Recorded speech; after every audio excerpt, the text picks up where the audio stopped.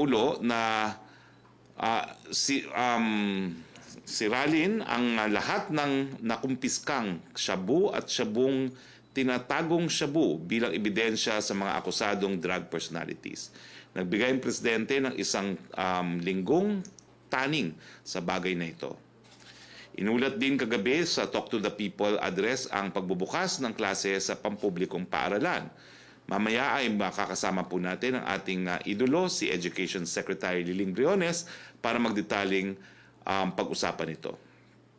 Kasama sa napag-usapan ang mabilis na pag-aproba ng mga local government units sa application ng permits at clearances ng mga telcos. Mayroong 1,171 ang mga naaprubahan na. Now, muli po tayo nagpapasalamat sa napakataas na trust rating at performance rating na ibinigay ng ating taong bayan dito po sa huling survey ng face-to-face survey ng Pulse Asia. Kung ikukumpara po natin ang trust rating ng presidente, tumaas po ito ng plus 8 points mula nung last survey ng Pulse Asia noong Disyembre of 2019 at ang performance rate naman po niya ay tumaas ng plus 4. Ang trust rating po ng ating Vice Presidente bumaba po ng 2 points at ang kanyang performance rating ay bumaba naman po ng 1 point. Balitang IATF na po tayo, inendurso po ng IATF sa House of Representatives Committee on Transportation ang request ng mga local chief executives ng Metro Manila para sa Department of Transportation na ituloy ang pilot study ng motorcycle taxis pending enactment of the appropriate registration. Isinumite ng Office of the President sa Kongreso ang unang report tungkol sa implementasyon ng RA 11494 o ang Bayanihan to Recover as One Act bilang pagsunod sa Section 14 ng nasabing batas. Muling nagpasalamat ang Pangulo sa Kongreso sa pagpasa ng RA number 11494. Sa pamamagitan ng batas na ito, palalakasin natin ang ating mga nagawa na at ating mga kakayahan para ipatupad ang mga programa ng mga proyekto. To quote the President's report, to reduce the adverse impact of COVID-19, enhance the capacity of the Philippine healthcare system to control and eliminate COVID-19, accelerate the recovery and bolster the resilience of the economy, and enhance fiscal and monetary policies to sustain COVID-19 measures. Itong ilan sa mga salient points ng nasabing report. Nakipag-ugnayan na ang Department of Social Welfare and Development Field Office sa regional offices ng Department of Interior and Local Government at regional mechanisms ng Interagency Task Force para malaman ang mga lugar na certified as ilalim ng granular lockdown para sa proper targeting ng low-income family beneficiaries. Dahil bibigyan nga po natin ng ayuda yung mga lokal na mga barangay or sitio or building na nagkaroon po ng lockdown. Now, mula September 11 to 30 ngayong taon, nag-hire po ang Department of Health ng 8,980 human resources for health para sa priority health programs. Mahigit 10,000 nurse or 10,673 nurses ang na-deploy sa primary care facilities para lumahok sa hospital-based and community-based COVID-19 responses, habang mahigit 4,000 or 4,276 other deployed human resources for health ay kasama rin po sa COVID-19 response. Inireport din po ng DOH na as of September 30, 2020, meron na tayong 17 bilateral partners para sa clinical trials. Nagpahayag din ang Pilipinas na interesado itong sumali sa WHO Solidarity Trials for Vaccines at COVAX Facility. Para mapabilis ang pagbangon ng ating ekonomiya, inaprubahan ng National Economic Development Authority noong August 19, 2020 ang revised list of infrastructure flagship projects sa ilalim ng Build, Build, Build program. Kasama rito ang 7 bagong infrastructure projects, ang National Broadband Program, Information and Communications Technology Capacity Development and Management Program, ang Water District Development Sector Program, ang National Irrigation Sector, Rehabilitation and Improvement Project, ang Balag-Balag Multipurpose Project Phase 2 sa Tarlac, ang Halaur River Multipurpose Project, Stage 2 sa Iloilo at ang Lower Agno Irrigation System Improvement Project. In-report din ng Presidente sa Kongreso na as of September 30, mayroong 18,058,000 of the total bayanihan grants ang nai-release na sa mga local government units. Nakikita sa infographic ang breakdown na ito. Meron pong food assistance, procurement of hospital equipment and supplies, other necessary COVID-related expenses, expenses to the construction, repair, and maintenance of space and building to accommodate COVID-19 patients, procurement of medicines and vitamins, food, transportation, and social and accommodation expenses of medical personnel and other LGU personnel directly involved in the implementation of COVID-19 related activities, procurement of PPEs, procurement of equipment, reagents, and kits for COVID-19 testing, procurement of disinfectants, expenses for the purchase trial of tents, spaces for temporary shelters, expenses for the operation of standalone mobile testing laboratories, at expenses for training of personnel in the conduct of COVID-19 testing and other related trainings. 18,058,046. 18,058,046. Teka mo ang liit kasi, hindi ko mabasa. Ano ba yan? Susunod, pakilakasan po, lakihan, no? It's 18,058,048,767.89. Pakilakihan lang po sa susunod. As of October 2, 2020, mayroong US dollar 91 billion. Meron po tayong, again, pakilakihan po uli. Merong US dollar 9.91 billion ang na-secure ng Department of Finance na loans at private grants sa laban kontra coronavirus. Makikita sa infographics ang breakdown. Hindi talaga makita yung breakdown. Masyadong maliit. Please, next time, hindi rin po makikita ng televiewers yan. Pakilakihan po. COVID-19 updates naman po tayo. Ito po ang global update ayon sa Johns Hopkins. Higit 35 milyon na po or 35,366,134 ng kaso ng COVID-19 sa buong mundo. Meron pong higit na 1 milyong katao naman or 1,039,802 ang binawian ng buhay dahil sa coronavirus.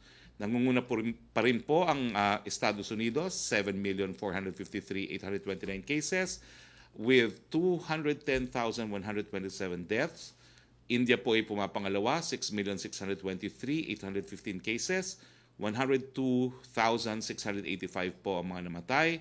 Brazil is 4,915,289, 146,352 po ang namatay. Russia is at 1,219,796 cases, 21,372 po ang namatay.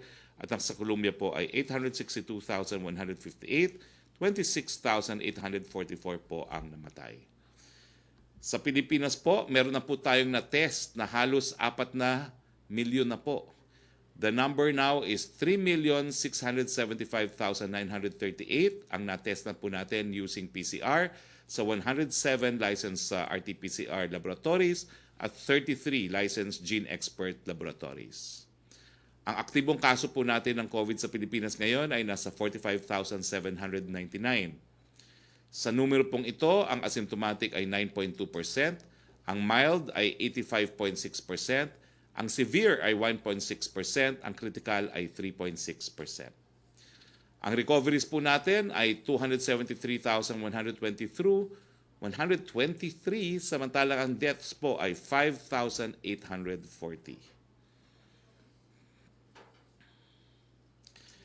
Dito po nagtatapos ang ating presentasyon ngayong tanghali. Kasama po natin ang dalawang panauhin natin. Unahin po natin si Secretary Leonor Briones. Congratulations, Secretary Briones. Congratulations to the DepEd family and to the entire Philippines dahil nagwagi po tayo laban sa COVID nang tayo po ay nagbukas ng klase kahapon. Kasama rin po natin si Agriculture Secretary Dar, at congratulations po dahil siya po ay napili bilang CEO, Asia CEO 2020. Congratulations po, at dito po sa parangal na ibinigay kay Secretary Dar, dalawa pong bagay ang nasabi ng Board of Judges. Unang-una po yung katotohanan na bagamat panahon ng pandemya, lumaki po ang sektor ng agrikultura at naibalik po ang pananagutan sa isang perceived na graft-ridden department. So unahin po natin si Secretary Liling Briones. Ma'am, congratulations again. Pero can you brief us po to what extent po ang ating panalo laban sa COVID-19 kahapon? The floor is yours, Secretary Briones. Magandang tanghali sa nanonood ng programang ito. Magandang tanghali, spokesperson Harry. Magandang tanghali naman sa mga press people at ang aking fellow cabinet member na si Secretary Dar. Kami sa Department of Education ay talagang natutuwa sa success ng opening natin, pero hindi lamang ito dahil sa grabing pagtrabaho ng Department of Education, pero dahil sa support ng buong sambayanang Pilipino. Umpisa na ang Presidente na talagang nagbigay ng budget support, ang Secretary of Finance, ang members ng IATF na nagbibigay ng up-to-date data sa amin kung ano nang nangyayari sa coronavirus, at ang ating ating spokesperson si Sec Harry, ang PCOO, ang civil society, church, lahat-lahat ito ay isang national endeavor. Alam na natin lahat na matindi ang debate dito. Maliban sa debate ng coronavirus, ang debate naman ay kung bubuksan bang eskwelahan. Even up to madaling araw ng October 5, ang dami pa ring efforts na tigilan ang pagbukas ng eskwelahan. Kaya ito ay isang malaking tagumpay. Dahil ang question dito kasi, spokesperson Harry, ready na ba tayo? Ang sagot ko niyan, sila pula po hindi naman nagtanong kung ready na siyang lumaban kay Magellan. Yung ating mga revolusyonaryo, hindi naman nag-aksaya ng panahon kung ready na ba sila para ipagpatuloy ang revolusyon. Nandyan si General Luna, nandyan sila Andres Bonifacio, nandyan si Sultan Kudarat, at saka sa mga probinsya. Nakita nila na kailangan gawin, ang kailangan gawin ay gagawin. Ngayon, ang sa enrollment naman natin, Spokes Harry, ang target, original target, dahil nga sa epekto ng coronavirus at saka ang mga epekto din sa ekonomiya, ay ang target natin ay 22.2 million. Pero ang ating enrollees ngayon ay 24,756,286. So nag-exceed tayo sa ating target na inapruba ng NEDA for enrollment this year. Sa public schools naman ay more than 99% ng numbers natin last year ay ating nakamit. Ang challenge, at kami naman ay hindi natin ito tinatago, report natin ito weekly. Nag-umpisa tayo na less than 20% lang sa private sector ang nag-enroll last June, ngayon ay umabot na ng 50%. Ito ay ang remaining challenge natin. At alam natin na ito, Spokes Harry at mga kababayan, ay konektado sa nangyayari sa ekonomiya. Ang malaking pagbaba ng enrollment ay nasa private sector at saka sa ating alternative learning systems. Itong alternative learning systems or ALS program natin ay para sa mga nagtatrabaho, tapos pumapasok kung weekend, para sa mga out-of-school youth, etc. So may relasyon din sa pag-awala ng trabaho. Ang mga workers, hindi na sila nakaka-enroll dahil busy sila sa paghahanap buhay. Kaya ito yung remaining challenge sa atin. Ang ginagawa natin ay sinabi natin may existing policy tayo, wala pa ang COVID, na kung maka-fulfill ang isang estudyante sa 80% of the requirements, tanggapin siya. So ang enrollment natin pwede up to November. Pero ang sinasabi namin, huwag silang maghintay hanggang November. Itong mga natitira na hindi pa nakapag-enroll. Ang importante, one, na-exceed natin yung bagong targets na sinet ng NEDA.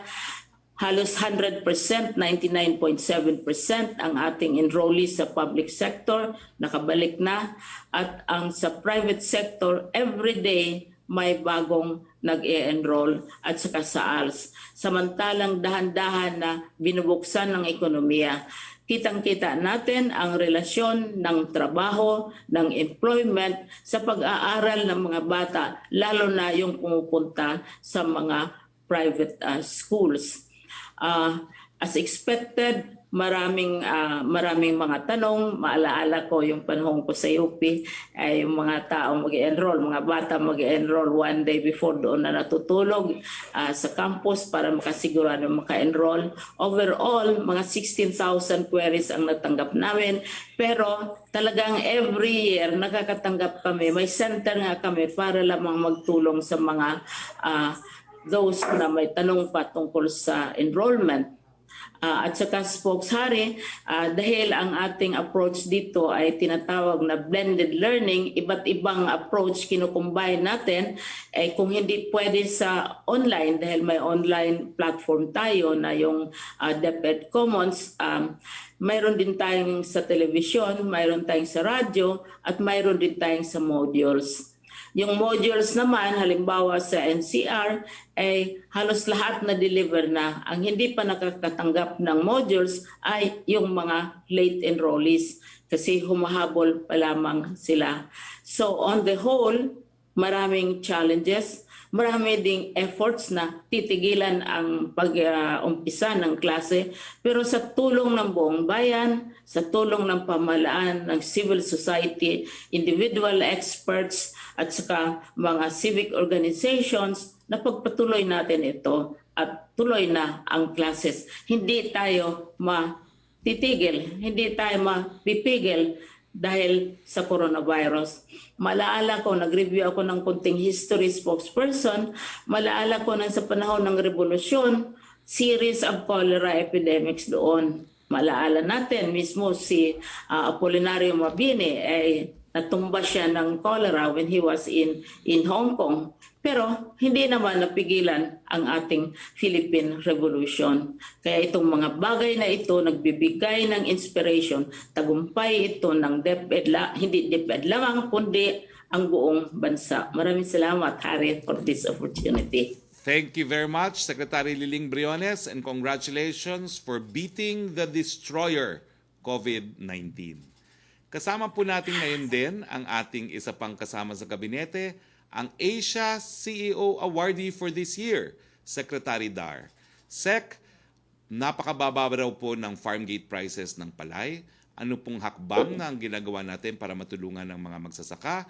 At pangalawa po is, yung sa rice tarification law po, lahat po ng tarifa dapat ibinabalik sa mga magsasaka ng palay. Ano na po ang mga bagay-bagay na naibalik natin sa mga magsasaka sang-ayon po sa rice liberalization law? The floor is yours, Asia CEO Awardee for this year, Secretary Dar. Salamat po, Kahari, at thank you for your greetings. At maraming salamat sa invitasyon po ninyo dito po sa iyong programa. Let me first tackle yung first concern. Yung pag-aaral ng PhilRice using yung PRISM ay halos nandun sa presyo ng 18 to 19 pesos ang presyo ng palay dun sa mga major rice producing provinces. Now, agree rin tayo na mayroon pagbaba ng presyo sa iba't ibang probinsya. Now, alam natin na mayroon na tayong itong rice tarification law at part of ensuring rice security sa bansa we only have about 86% kahari yung rice sufficiency level. So with rice tarification law ay mayroon ng nakapasok na 2 million metric tons ng rice. So during this main harvest ay kinausap po natin through BPI ang mga nag-i-import ng bigas na huwag muna magparating ng bigas itong major harvest season of the year, which is now October and November. So hoping na wala munang darating at nandyan po ang National Food Authority buying at the rate of 19 pesos per kilo of clean and dry palay at 14% moisture karahari. At they have about this year, from the 7 billion peso budget nila, at mayroon pa silang 3 billion dun sa reserve nila, ay they have 10 billion pesos to buy palay. And they have now bought 2 million bags of palay and hoping that they can buy more. I think their target is 18 million bags of palay. So we are requesting yung mga rice farmers na kung pwede ay ibenta po nila yung mga palay produce nila sa NFA meanwhile. Now, nakikiusap rin tayo sa mga traders na huwag naman samantalahin itong panahon na ito during pandemic na malulugi ang mga rice farmers. So dapat mayroon kayong patriotism din na kahit during this pandemic ay talagang tutulong tayo sa mga mamamayan, sa mga rice farmers po. Okay, maraming salamat to Asia CEO Awardee for this year, Secretary Dar. Pumunta na po tayo sa ating open forum. Sec Liling and Sec Dar, I hope you can join us for the open forum. Unang line of questioning po will be coming from you, Sec Roque. Yes, good afternoon, Secretary Roque. Good afternoon, Secretary Briones and Secretary Dar. Question from John Punsalan, ABS-CBN News Online. What is the palace doing on allegations of corruption and mismanagement against IBC 13? The network's employees union on Monday urged President Duterte to stop the corruption in IBC, including the supposed illegal wage hike for officials and non-payment of 478 million pesos in worker benefits and 146 million in VAT. Well, we will defer the matter po sa PCOO dahil ang PCOO po ang nakakasakop sa IBC 13. Kung ang union po gusto mag-imbestiga ang Office of the President, lumiham po kayong diretso sa Office of the President at makakarating naman po ang liham ninyo sa Presidential Management Staff. Second question po niya, the IBC 13 Workers Union also claimed that Secretary Andanar made no action on their allegations despite repeated meetings and letters. Are there plans for any investigation or sanction against officials? Same answer po. Kung hindi po kayo satisfied sa naging response ng PCOO, sumulat po kayo sa tanggapan ng Presidente. At ipararating ko po yan kay Yusek Kitain. Thank you, Secretary. Thank you po. Punta tayo kay Joyce Balancho, please. Yes, good afternoon, Secretary Roque. Two questions for you and then I'll go to DepEd Secretary Liling Briones. For you, Secretary Roque, can you give us more details about the meeting of President Duterte and Marinduque Representative Lord Alan Velasco last night? Who scheduled the interview and what was the purpose of the said meeting? Well, I cannot give you more detail other than humingi po ng permiso si Congressman Lord Alan para tumakbo bilang speaker at ang sagot po ng presidente, quote, karapatan mo yan sang-ayon sa kasunduan ninyo kay Speaker Alan Cayetano, end quote.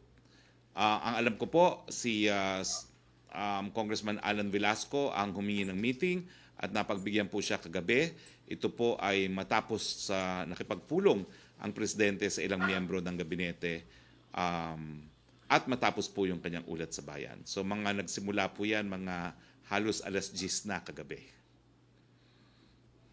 Parang po ba itong pagbibigay ng blessing ni Pangulong Duterte kay Congressman Velasco to still pursue the term sharing agreement with House Speaker Cayetano? Ayaw ko na pong mag-annotate. Yan lang po ang pinasabi sa akin sa Taong Bayan. At I think people can make their own conclusions. No? Pero ang hirap po dito, inaakusa ka na nga ako ni Congressman Liacho na minimisquote ko daw ang presidente. Hindi po. Kung ano lang ang sinabi ni Presidente, yun lang pong ang aking inuulit. At kaya nga po, I will refrain from annotating what has been said. On a different topic, Secretary, also para pa rin po sa inyo, President Duterte again vouched for the integrity and innocence of Health Secretary Francisco Duque in his public address last night. He said that he could not find a good reason to prosecute an innocent man. Now, how will such statements, Secretary Roque, affect the ongoing investigation of the task force that the President himself created? Si Justice Secretary Menaldo Guevara said in a Senate hearing that there are still possible big fish that can be sued after or as they go along with this investigation. Such statements of the President, is it not premature yet, Secretary? At parang inaabsuelto na niya si Health Secretary Francisco Duque when in fact there's still an ongoing investigation. Hindi naman po. Buo ang tiwala ni Presidente kay Secretary Duque at paulit-ulit po niya yung sinasabi. Ganun pa man, tuloy pa rin ang investigasyon ng iba't ibang ahensya ng gobyerno, kasama na po ang Task Force on PhilHealth, na rinirespeto naman po ni Presidente ang mga nagiging resulta ng investigasyon. Abogado po kasi si Presidente at ang sinasabi niya paulit-ulit, wala po siyang nakikitang ebidensya labang kay Secretary Duque na naging dahilan kung bakit patuloy po ang kumpiyansa niya at tiwala kay Secretary Duque. Pero kung merong ebidensya po, yan po rin ang nangyari naman kay General Morales. No? Kampante si General Morales na dahil malapit siya sa Presidente at may tiwala sa kanyang Presidente ay magpapatuloy ang kumpiyansa niya sa kanya. No? Pero nung lumabas po ang ebidensya, hindi naman po naghimasok ang Presidente. Sa ngayon po, patuloy ang kumpiyansa at tiwala ni Presidente kay Secretary Duque. Can I go to Secretary Briones? Please. Po. Secretary Briones. Yes, Secretary Yes, Briones. Secretary Briones. After assessing our first day po ng pasukan kahapon, what are the adjustments na gagawin natin after seeing that some teachers also and some students are having challenges or experiencing challenges in this blended learning methods? Joyce, bearing in mind that we have 61,000 schools all over the country, public and private, and we have reports from a number, maybe a few of them, about difficulties. Madaling nare-resolve. Kanina halimbawa, sinabi ko 16,000 concerns ang natanggap. That is from June to the present. Ang kahapon, ang concern na natanggap, kasi may command center kami, ay 96 all over the country from 61,000 schools. So the public can draw its conclusions. Madali ngayon because of technology, may mga iba't ibang lugar. Halimbawa sa Mindanao, halimbawa sa NCR, halimbawa sa Luzon, sa Visayas, na kung mayroong mga complications, nalalaman namin kaagad. At saka yung aming mga regional directors, nandoon sila on the ground. Ang aming central office directors, lahat kong mga undersecretaries and assistant secretaries, they were scattered all over the country. Ako nandito naman sa central command natin dito sa National Capital Region. Kaya itong mga problemang ito, naharap kaagad. Ang nakikita namin, kasi yun ang tanong mo, ang nakikita namin na continuing challenge of course is connectivity. Pero kaya nga blended ang learning natin. Kasi kung hindi uubra ang isang paraan tulad ng connectivity, pero mayroon din kahapon, makita ninyo sa isang lugar sa Nueva Ecija na nakadevelop sila ng paraan na hindi na kailangan na pumapasok yung mga servers, di ba? Mayroon nangyari din yan sa Mindanao, sa Sarangani, sa province island ng Sarangani. Mayroon din sa Dumaguete na hindi na sila umaasa sa mga servers, no? So kanya-kanyang solve ng problema yan because people are on the ground. Medyo swerte ang DepEd dahil napaka-valuable ng education sa ating lipunan. Kaya lahat talagang nagtutulungan, ang government, ang civil society, ang mga professional groups. Hindi na kami humihingi. Sila na mismo ang lumalapit. Sila na magsasabi na ito ang dapat niyong gawin. Wala kayong connectivity, ito, mag-set up tayo ng ibang paraan. Oo. At saka, kung makita ninyo yung those of you who have been monitoring the entire opening ceremonies, ang mga hosts doon ay mga teachers mismo na na-train ng mga name journalists and broadcasters na takot akong i-recite yung mga pangalan nila. Baka may ma-miss out ako kasi these are really professionals na napakagaling at kitang-kita na natuto naman yung ating mga teachers. So, mas mabilis at madali ngayon ang ating response sa programang ito. At umubra siguro, Joyce, yung aming sinasabing no one size fits all. Dahil mayroon talagang mga unusual situations. Ngayon, ang aking undersecretary na sa Batangas halimbawa, kasi may problema doon yung mga teachers daw na umakyat sa tuktok na isang building, makakuha ng signal. Ako din, lumalabas din ng bahay. Tayo, naglalabasan ng mga bahay natin kung nagpo-problema tayo sa connectivity. At kaya we're also looking for alternatives. At maraming offers, maraming advice tungkol dito. At nandyan din ang ibang paraan. Yun ang kabutihan ng may menu ka of options. Yes. Apo, Secretary, paano naman po yung cases ng mga estudyante na naka-modular learning pero yung mga magulang nila ay wala ring competency para gabayan sila kasi iba po ay hindi pa nakapagtapos ng pag-aaral or wala po silang kakayahan para sila mismo yung magturo sa kanilang mga anak. Paano natin gagawin yung adjustment so we can ensure na matututo pa rin po yung mga anak nila? Yes. Na-recognize namin yan, Joyce. Halimbawa, 2 months ago, 2 or 3 months ago, ay nag-set up na tayo ng Parents Academy halimbawa sa Kalinga Apayao para sa mga parents doon. But you go down to the urban centers, Valenzuela has a very advanced Parents Academy. Ang tawag nila doon ay Nanay School. Na noon pa, wala pang coronavirus, mayroon na talaga silang programa para sa mga parents. Tama ka, isa itong feature ng ating bagong pamamaraan na lumawak ang papel ng mga magulang. Dahil ang mga bata spend a great deal of time at home. At saka kailangan makatulong sila sa pag-monitor. So may mga parent academies tayo na sineset up at saka hindi lamang sa mga lugar na ito, may urban, may island, may city, kung saan talagang tinuturuan ang parents. Mayroon tayong video halimbawa sa Laguna na isang babae, isang asawa ng farmer, 7 yung anak, iba't ibang grado yung kanyang mga anak. At saka nag-undergo din siya ng exposure at training. Yung sa Sarangani naman, IP families. So yung mother hindi talaga nakapag-aral at saka yung bata ngayon. At makikita natin, it's a very moving experience. Medyo mahirap pero we had time during the interregnum, yung bakasyon natin at saka hanggang sa opening ngayon na na-approve ni President, na-declare ni President Duterte na talagang handain na ang lahat. Isa sa paghanda yung sa parents at saka yaya, kuya, ate, yung mga kasamahan sa bahay. Thank you, Secretary Liling. Secretary Roque, Thank you, Joyce. Let's go back to you, Sec. Roque, please.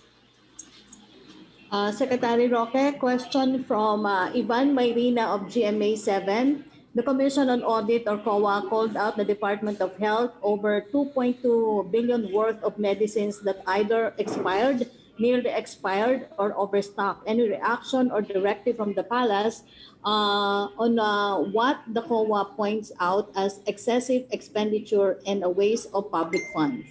Hiningan po namin ng panig ang DOH at sinagot naman po kami ni Undersecretary Vergere. Sang-ayon po sa kanya, ang expired na ng DOH ay umaabot lamang sa 30 million pesos. Bagamat meron silang mga 2 billion na mga overstock or slow moving or idle pero hindi pa po expired, at meron silang mga around 1.2 billion na near expiry. So ang mandato po ng Presidente sa DOH, lalong-lalo na yung mag-expire na, pakidistribute na po ng hindi masayang, at yung mga overstock at slow moving naman po, ilabas na po natin sa ating mga warehouse ng magamit ng ating taumbayan. Question from Alan Nawal of PNA for Secretary Dar. Ordinary palay remains at 13.50 per kilo while on varieties at 16 pesos. Ang reason, market is flooded with Vietnam rice. Ano daw po ang dapat gawin? Thank you, Yusek Roque. On top of having to sell this to the NFA buying stations, meron pang mga provincial local government units na bumibili din sa Bela, Nueva Ecija, Ilocos Norte, and many others. At yun po ay tulong-tulong sila with NFA. Mayroon din mga farmers federations na bumibili. Ganon din ang mga malalaking kooperatiba ng mga magsasaka. And I am encouraging also yung mga multinational companies, the big companies, to buy rice for their employees from farmers cooperatives and associations para sa ganon ay makatulong din po sila sa pagmantina ng malaking presyo ng palay during this pandemic. Opo. Secretary Roque, question from GMA News Desk. Palace reaction on SWS survey saying hunger hits new record high at 30.7%. Talaga pang nakakalungkot yan, although inaasahan po natin na temporary yan dahil nga po sa mga lockdown. Kagabi po, nagkaroon ng napakahabang presentation si Secretary Carl Chua ng NEDA, no? Para nga po ipakita ang epekto ng pandemya sa ating mga mamamayan. Tumaas po talaga ang pagkagutom, tumaas po yung malnourishment ng ating mga kabataan. At ito po ang dahilan niya kung bakit hinikayat nga po niya ang buong gobyerno na buksan palalo ang ating ekonomiya at importante na bigyan ng katugunan yung kawalan ng transportasyon.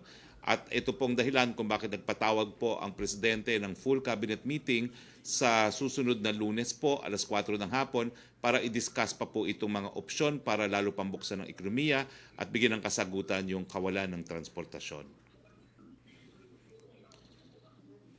Thank you, Secretary. Joseph Morong, please. Thank you, Yusek. Sir, good morning.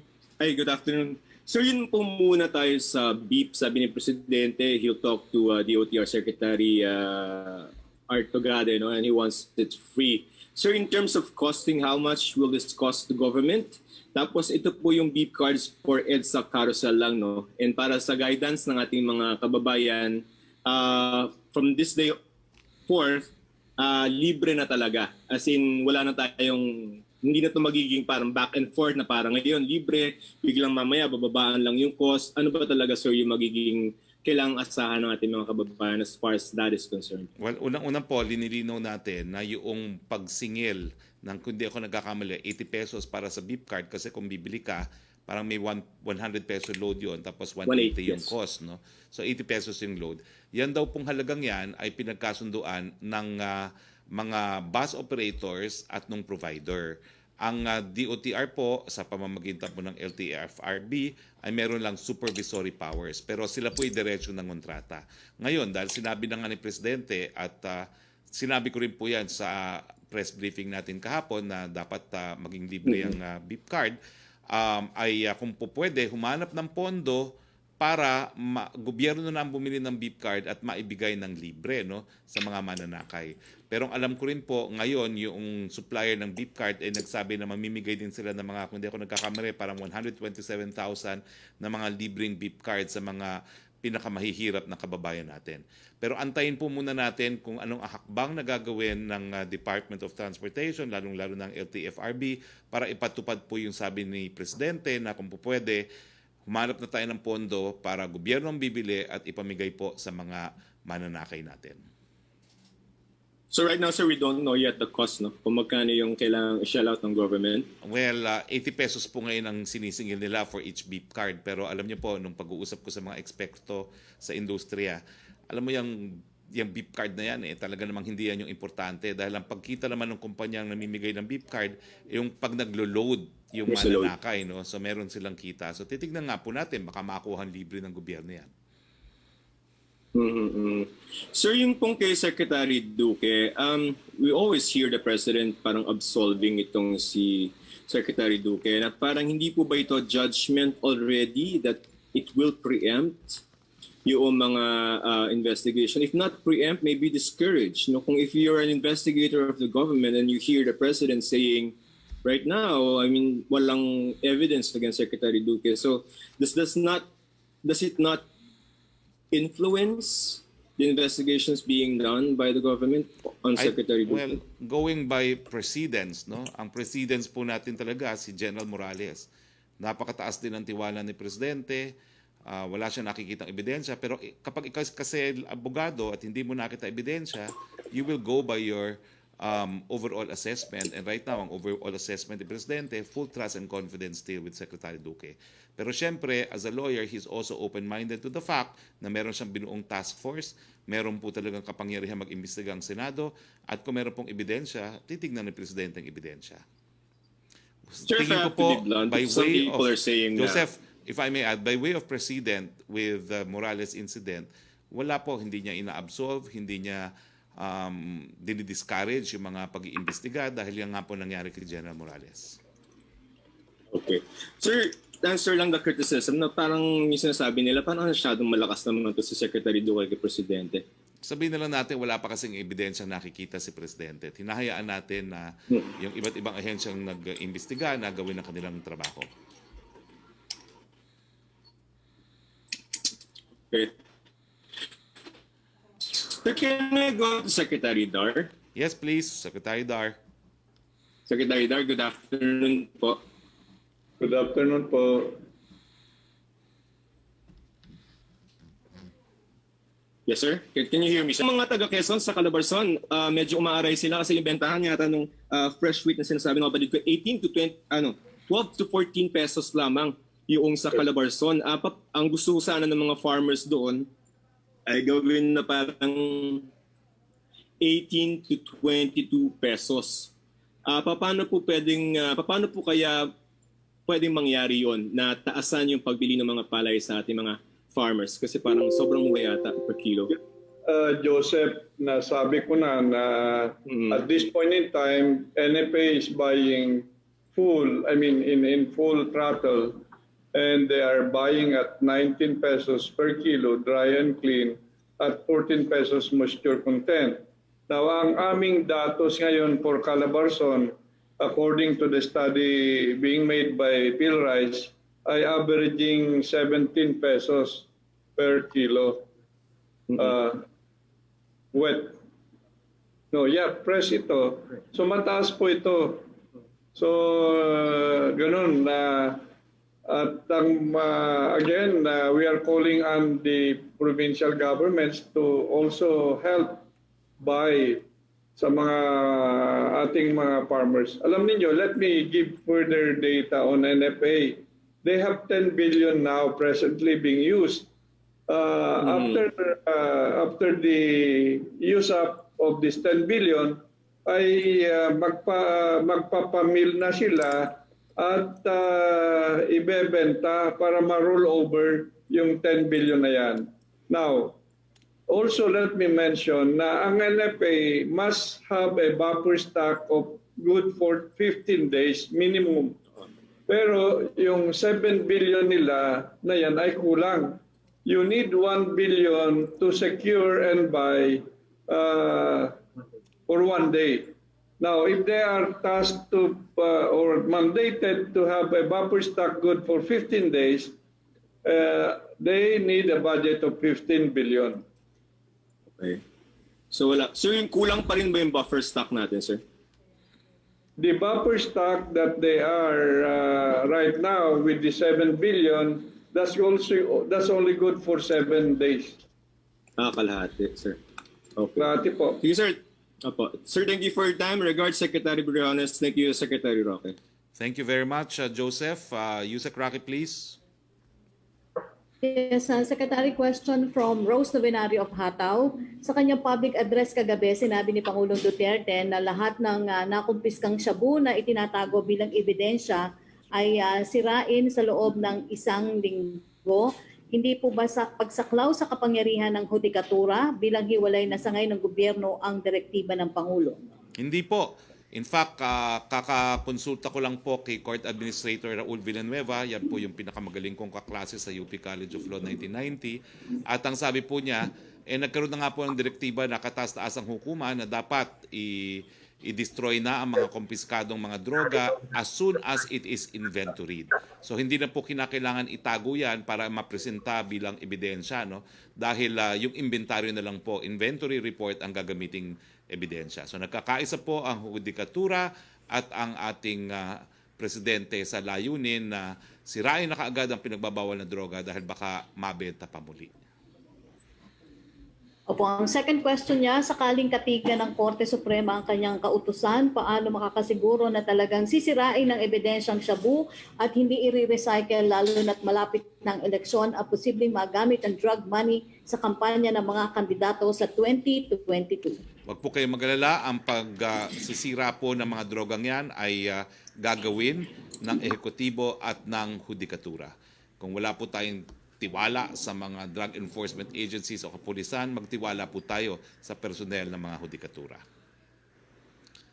Thank you, Yusek Roque. Punta tayo kay Trisha Tirada of CNN Philippines, please. Good afternoon, Secretary. Sir, my first questions or first set of questions are for you, then I'll go to Secretary Willing in a bit. Sir, susundot lang akong konti dun sa speakership. So, try lang po, no? Kasi nabanggit niyo yung last briefing na susubukan niyo pong kausapin si Pangulo tungkol sa ilang paglilinaw dun po sa mga katanungan namin sa media tungkol dun sa speakership raw.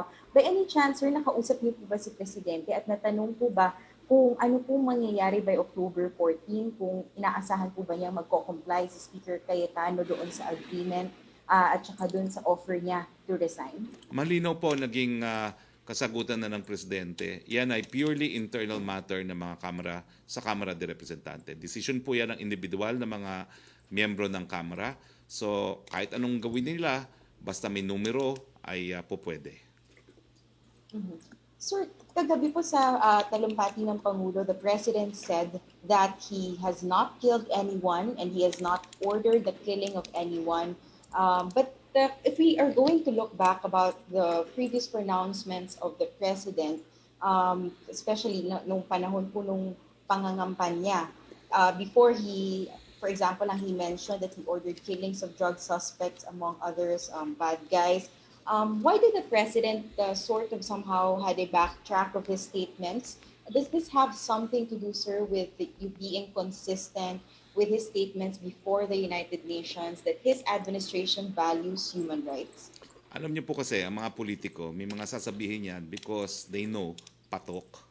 Pero meron din sila mga sinasabi na alam nila na ito yung pawang katotohanan. So bagamat ang Presidente po ay makulay sa kanyang pananalita, it is to actually generate attention and discussion, lalong-lalo na pagdating sa kanyang pet issue, yung anti-drugs campaign. Pero kagabi po, I think the President was speaking from the heart. Abogado po ang Presidente, paulit-ulit natin sinasabi yan. At alam niyo po, yung indoctrination sa law school, matindi po yun. Ang indoctrination, sumunod sa saligang batas, sumunod sa mga batas, at pinagbabawal ang pagpatay sa ilalim ng saligang batas ng ating mga batas. Thank you, Secretary. Sir, may I go to Secretary Liling? Yes, please. Secretary Liling.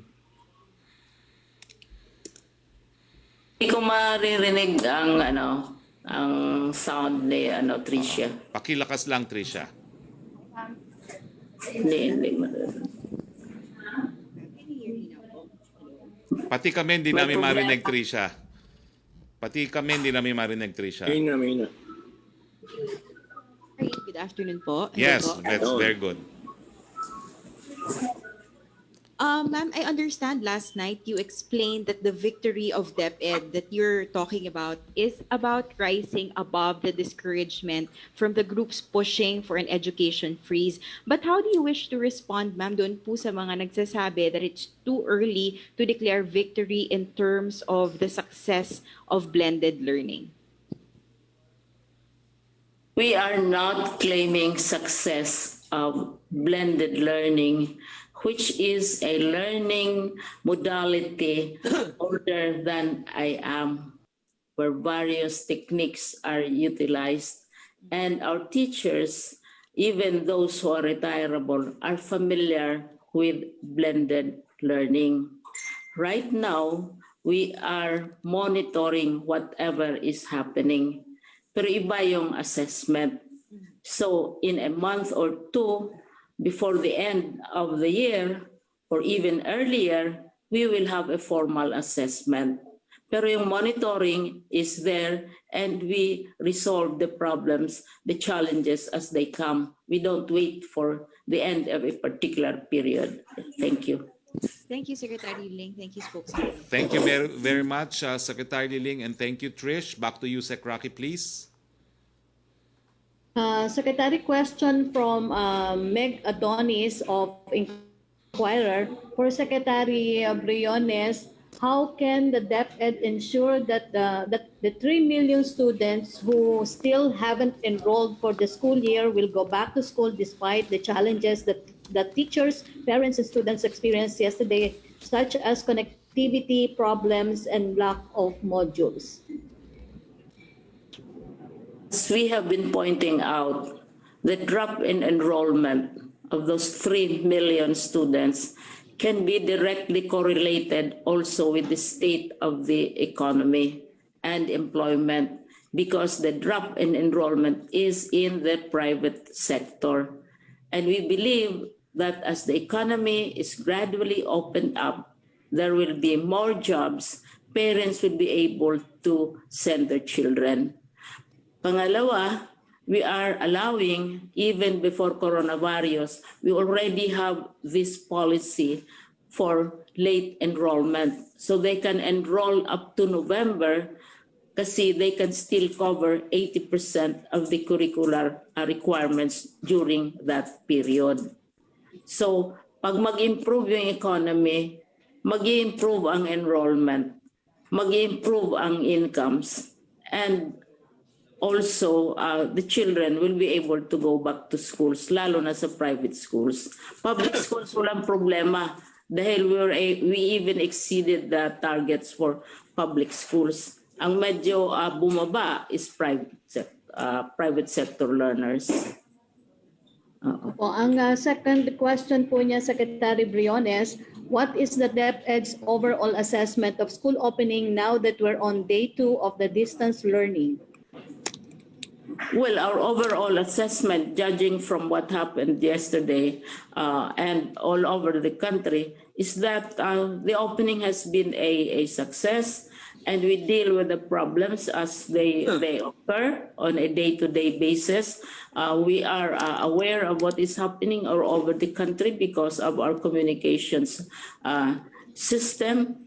And if there are any difficulties, we resolve them and we meet immediately. So our policy group is always there. They're out in the field right now. But for this briefing, we have 3 of my undersecretaries and regional director who are even here and who can also help answer your concerns. Thank you. Thank you, Secretary. Thank you, Sec. Roque. Thank you, Sec. Liling. Melo Acuña, please. Melo. Good afternoon. Can you now hear me? Yes. Thank we can you. hear you. Thank you. For Secretary Briones, interesado po akong malaman kung meron pong sapat na facilities ang DepEd na ma-accommodate yung mga lilipat mula sa private schools, sapagkat marami po ang umalis sa private school system. Kaya po ba ng facilities at ng pondo ng Department of Education na matugunan ng pangangailangan ng mga estudyante? right now, hindi masyado ang pressure sa facilities kasi wala namang physical, wala namang face-to-face na klase. So ito ngayon ang pinaghahandaan. Ang thinking namin, we have a futures unit in education sa aming departamento, baka mag-ibang design ng ating mga schoolhouses. Hindi na kagaya nung dati. Pero ayon, kung magka face-to-face na tayo. Right now, wala namang face-to-face. Kaya yung pressure and demand on classrooms is not yet very desperate. Okay. Maraming salamat po. For Secretary Dar, magandang hapon po. Ano po yung specific programs na ipatutupad ninyo para umunlad ang performance ng agriculture sector sa nalalabing 3 buwan ng taon, lalo pa at may La Nina phenomenon? Maraming salamat, Carmelo. Alam niyo dito sa last 3 months of the year, mayroon pong additional funding na galing sa Bayanihan 2, which is complementing the regular programs natin sa Department of Agriculture.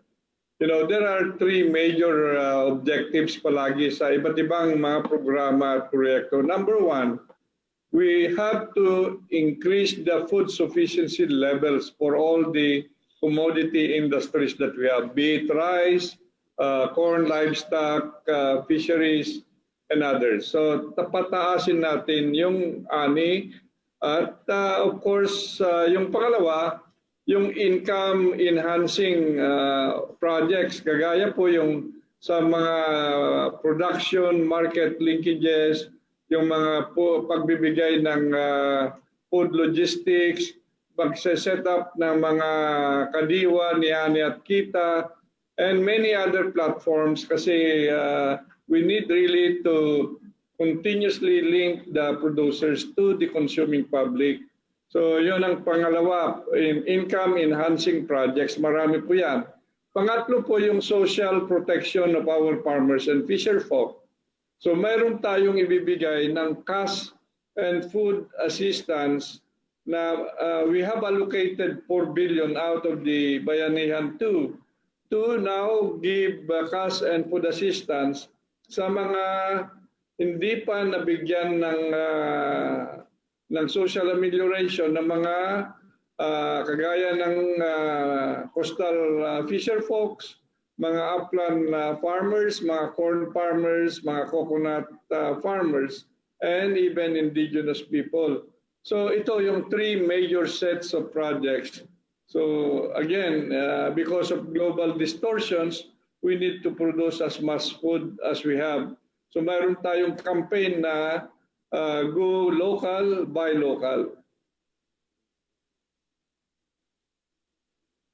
Melo, you have another question? Opo. Yes, for you, Secretary Harry. Sinabi po ng World Bank sa kanilang report na kalalabas lamang kaninang umaga na yung impact ng COVID-19 sa kalakal ay matindi sapagkat doon po sa na-survey nila mga kumpanya na babahala sila, merong uncertainty at general pessimism sa kanilang operations. Yung mga employers ito ang nararamdaman. Yung lack of confidence will limit, according to the World Bank, additional investment and employment and may restrain growth. Ano po kaya ang pwede ninyong irekomenda sa IATF para matugunan ang reality na ito? Well, talagang yung pessimism po talaga ay problema, no? Kaya nga po unang-una, meron na po tayong bagong mensahe galing kay Presidente, no? Pag-ingatan ng buhay para makapaghanap buhay sa pamamagitan ng mask, hugas at iwas. Pangalawa po, yan po ang dahilan kung bakit binubuksan na rin natin ang ekonomiya, no? Kung maalala nyo po, kahapon inanunsyo natin na mas marami pang mga industriya na fully na binuksan na ng DTI, no? Maski tayo po ay nasa GCQ. At sa pagmi-meeting nga po ng gabinete sa darating na Lunes, pag-uusapan talaga kung po pwede nang buksan ang ekonomiya, no? Dahil ang naging rekomendasyon naman po ni Secretary Carl Chua, basta po paghandaan natin yung mga magkakasakit ng critical o kaya ng severe, po pwede na po natin buksan ang ekonomiya at pinalakas na natin ang ating mga hospital para kaya na nilang magbigay ng lunas at medical attention dun sa mga magkakasakit na severe at saka critical. No? Pero alam naman po natin na karamihan talaga ay asymptomatic at mild, so ang pinupush po talaga ng ating economic cluster ay para tuluyan ang buksan ng ating ekonomiya. Maraming salamat po, Secretary Harry, Secretary Liling, at Secretary Willie. Thank you very much. Melo. We go back to you, Secretary, please.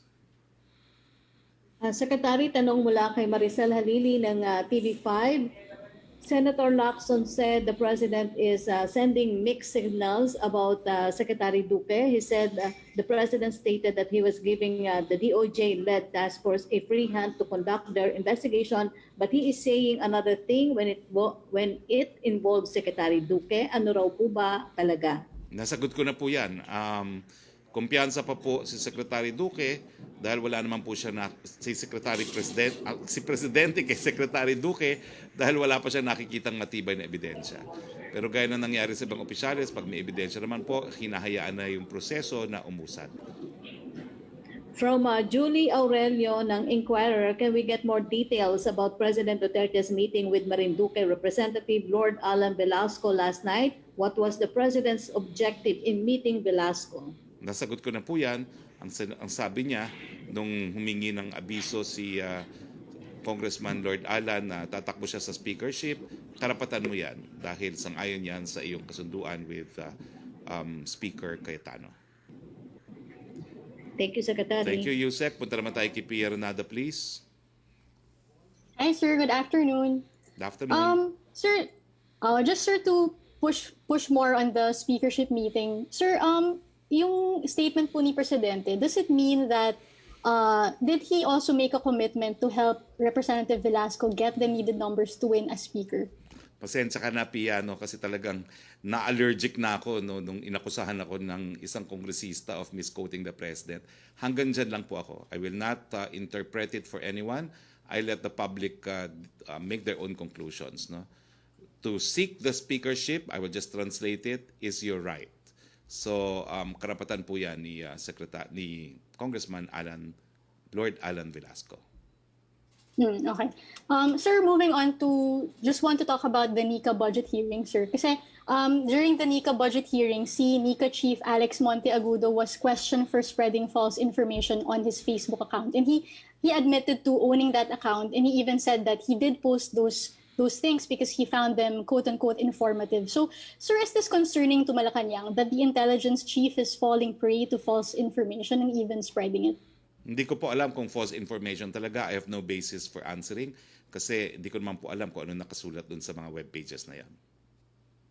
Sir, siguro just to give you a background, it was basically posts accusing progressive lawmakers like Sara Ilago of being terrorists and members of the NPA and CPP. So, sir, but sir, can Malacanang give any assurance to citizens that social media false information won't be used in intelligence reports? Is this something that the palace can at least guarantee, because Monteagudo is an appointee of the president? It's the Constitution that guarantees free speech, not the president. But sir, if is false information for the palace, is false news on social media a good basis for intelligence reports and intelligence work? Well, yun nga po, hindi ko maintindihan kung ano yung false. The false information, of course, is dependent on the person making a choice whether or not it's true or false. So subjective po tingin ko yan. No? So hindi ako makasagot. It has to be on a specific issue. So, sir, subjective meaning you don't think that the social media posts accusing progressive lawmakers as terrorists is false? You think that those posts are actually true and accurate? Well, I'm not saying that po, no? But number one, I do not know if he actually called them terrorists. Number two, I don't know the context by which he used them. No? Kasi kung talagang terorista sila, dapat sinasampahan ng kaso under the anti-terror law. Okay, so sir, given that you don't know much about the issue, will you at least clarify things with the NICA chief? Because yun nga, it's parang it's making people fear that he could be using these posts in his intelligence work. I'll try, but already the judgment is with Congress. If Congress approves the budget of NICA nonetheless, I think the policymakers have given him their go signal. All right. Thank you, sir. Thank you very much. Yusek Roque again, please. Yes, question from Joe Montemayor. For Secretary Briones, tuloy pa po ba ang subsidy for junior and senior high school enrollees in private school ngayong may pandemic? Tuloy. Ang sagot niyan ay tuloy dahil nasa batas yan. At saka yung benefits, halimbawa, ilang buwan na wala tayong klase, no? Kasi March, April, bakasyon, tapos May, June, dapat nag-umpisa na tayo. Ngayong October lang tayo nag-o-open ng schools. Tuloy ang lahat na benefits. We spent 32 billion a month for the benefits and salaries of teachers. And kung 1 year yan, that's 395 billion pesos. Tuloy yan dahil that's provided by law.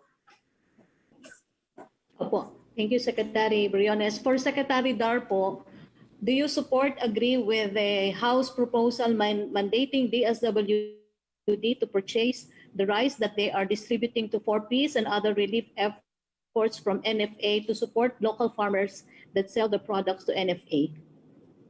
Suportado po ako dyan, basta gusto ng DSWD na magamit po yung 32 billion na rice subsidy para sa 4Ps para instead na cash yung ibibigay sa 4Ps, ibigay muna sa NFA yung 32 billion every year para mas maraming pabili ng NFA at para sa ganun, mas ma-stabilize natin yung palay prices. Thank you. A question from Alvin Baltasar of PBS Radio Pilipinas for Secretary Briones. Sabi po ni Secretary Briones, madaling araw na ng October 5 ay may humahadlang pa rin sa pagbubukas ng klase. Pwede po bang makahingi ng details kung ano mga effort at sino yung nasa likod ng effort para to the last minute hadlangan yung naging opening ng klase?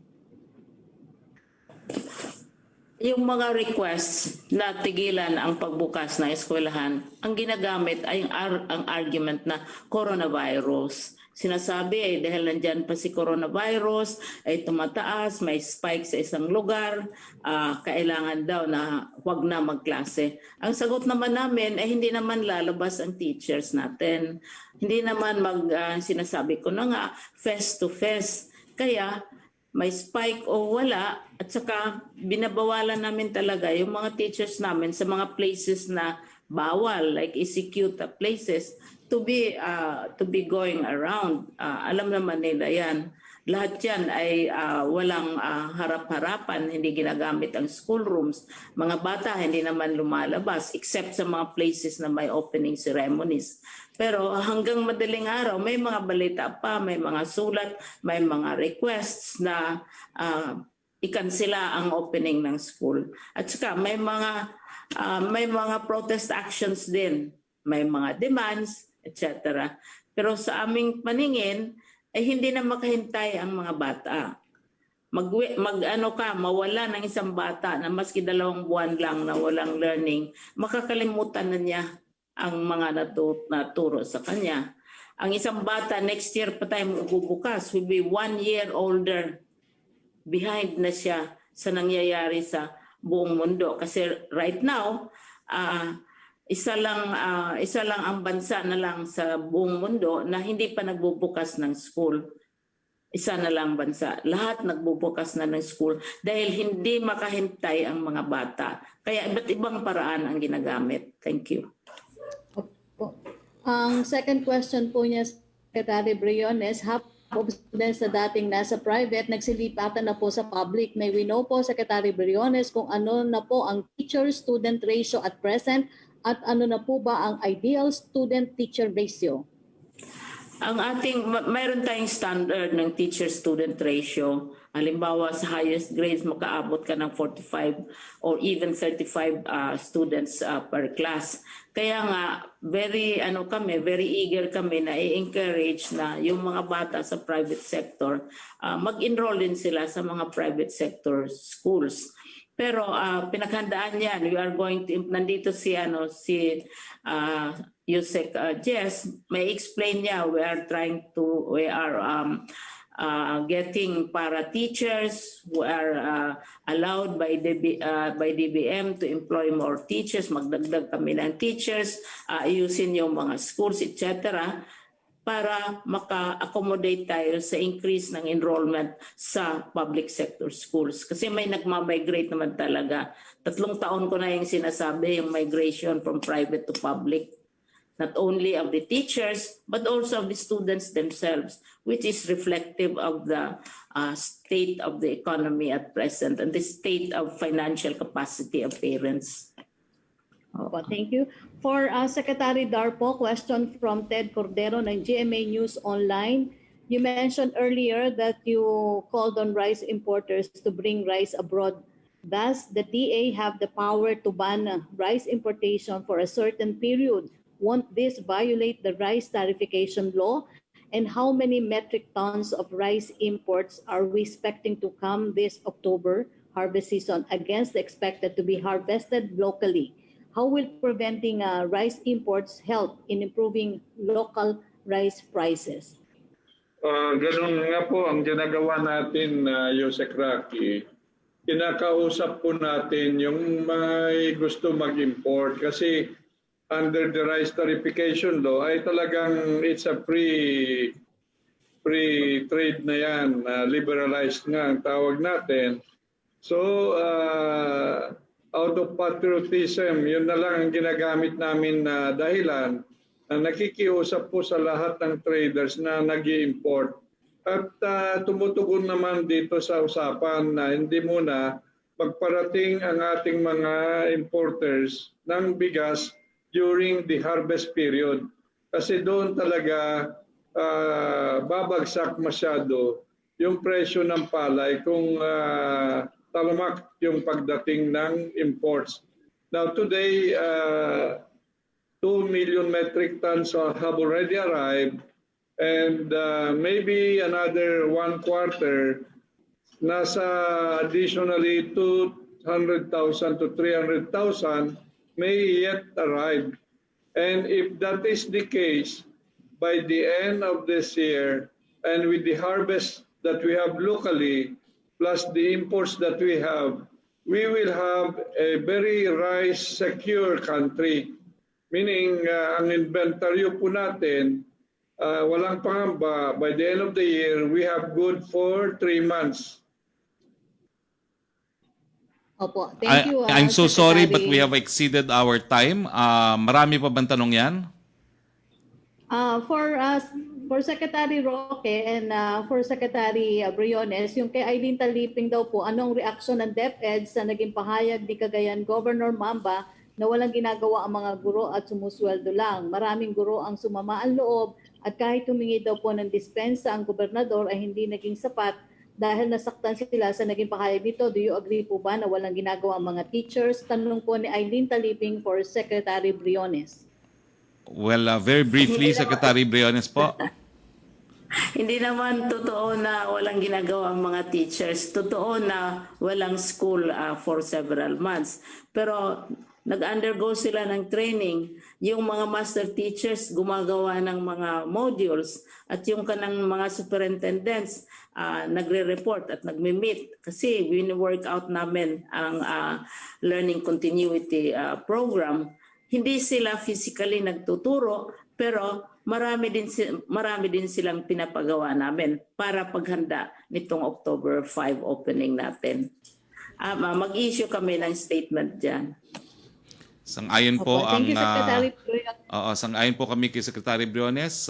Hindi po kami naniwala na walang ginagawa ang mga guro. At nagpapasalamat nga po kami ngayon sa mga guro dahil lang tagumpay po nitong blended learning ay nakasalalay din sa kanila. No? Yes, next question. Meron na lang po kayong dalawang tanong. Pakibasa na pareho po. Jonah Villaviray ng Asahi Manila, Secretary Roque, can gyms and other sports club open? Can they conduct group classes like Zumba, dance, and yoga? Okay. Ang gyms and fitness studios po, 30% sa GCQ, 50% sa MGCQ. No group workouts like Zumba. Ito po ay nasa isang DTI Memo 2020-52. Kung gusto niyo po mag-Zumba, yung ginagawa ko po dati nung panahon ng lockdown, sa internet na lang po at sa TV. Opo. From Last Samed question. Emilia, reaction daw po ng Palace on the slowdown ng inflation in September 2 to 3 in September na 2 to 3% from 2 to 4% last August. Siyempre po, nagagalak ang palasyo at hindi po masyado tumaas ang mga presyo ng ating mga bilihin. We're thankful for that. Okay. Secretary, pasensya na pero may pahabol po si Vance Fernandez. Yung ulat daw po ng pinaka-latest SWS survey, mobile phone survey, ang adult joblessness ay bumaba ng 39.5% sa buwan ng September kumpara nung nakaraang July na may 45.5 record high ng kawalan ng trabaho. Ibig sabihin, nakakabawi na ang unemployment sa bansa. Ano daw po ang reaction ng Palace? Well, unang-una, iba po kasi yung classification o yung definition ng SWS sa joblessness. No? Ang ginagamit po nating criteria para sa joblessness ay yung walang trabaho, naghahanap ng trabaho at available po para magtrabaho. At sang-ayon po sa datos ng gobyerno, ito po ay nagkaroon ng record high na 17.7% noong Abril ng taong ito at bumaba naman po to 10% nitong buwan ng July.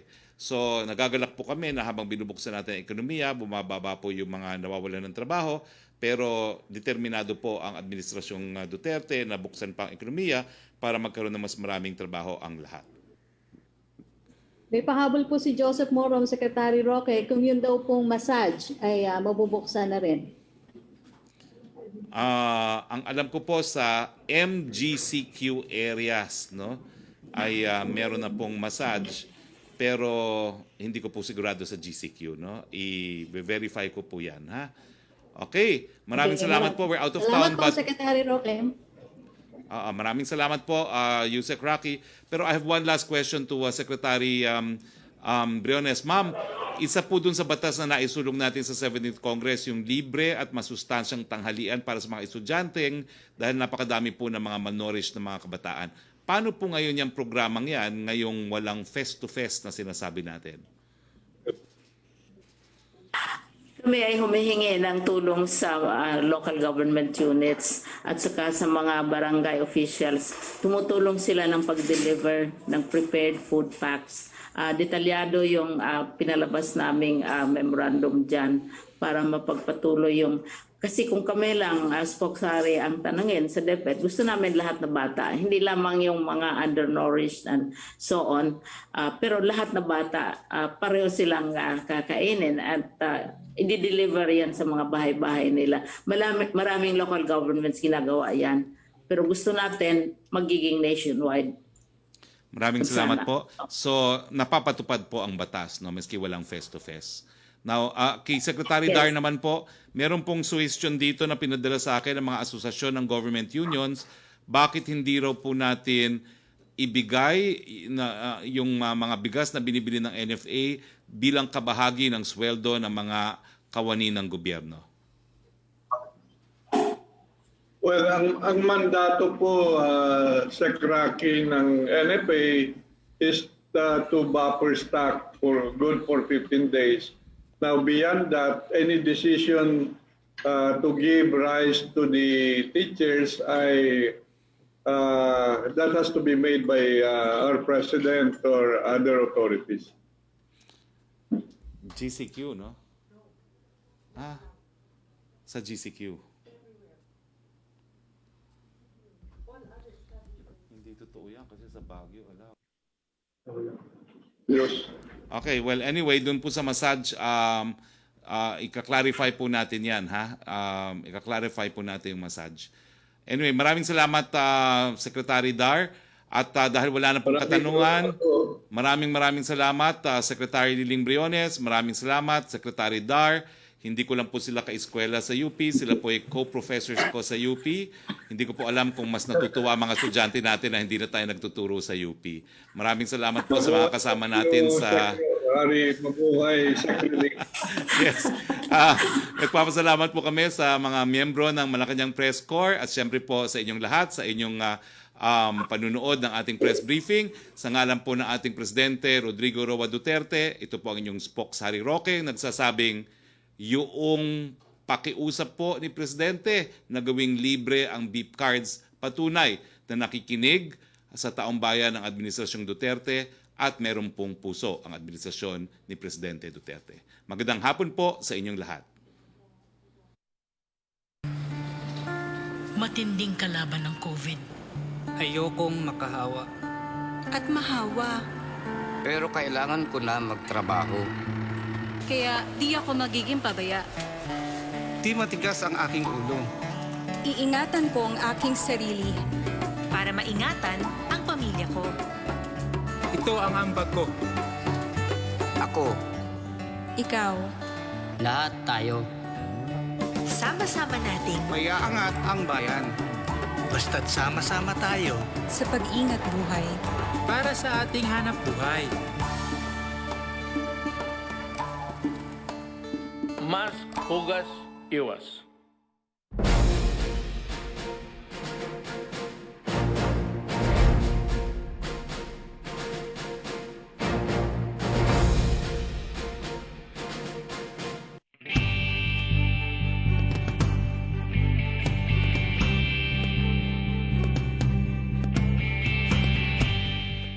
Sa muli nating pagpasok sa ating mga opisina, narito ang ilang mga gabay pangkaligtasan upang masugpo ang paglaganap ng COVID-19. Hikayatin ng lahat na laging magsuot ng face mask at face shield sa loob ng tanggapan. Ipatupad ang tamang physical distancing. At iengganyo ang malimit na paghuhugas ng kamay at paggamit ng disinfectant. Paalalahanan ng lahat na laging i-disinfect ang kanilang mga workstation at huwag mag-share ng mga personal na kagamitan. Hinihikayat din ang mga malalaking kumpanya